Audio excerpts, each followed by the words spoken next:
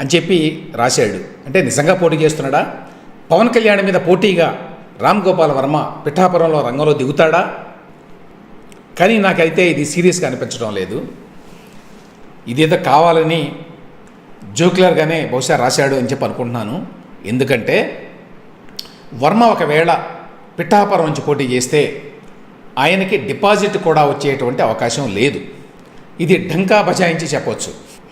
దానికి first reason ఏంటంటే ఇది ప్రధానంగా కాపుల స్థానం అండి. కాపులు ఎక్కువ మంది ఉంటారు ఈ నియోజకవర్గంలో, పిఠాపురంలో. సో పోటీదారులందరూ కూడా జనరల్లీ స్పీకింగ్ అందరూ కాపులే. 1-2 ఎక్సెప్షన్స్ మాత్రమే ఉన్నాయి. ఇప్పుడు ప్రస్తుతం వైసీపీ తరఫున పిఠాపురంలో ఉన్న క్యాండిడేట్ వంగా గీత. ఈవిడ చాలా పాత కాపు అనుకోండి. తెలుగుదేశం పార్టీలో ఉన్నది, ఎంపీగా ఉన్నది, వైసీపీలో ప్రస్తుతం ఎంపీగా ఉన్నది కాకినాడకి.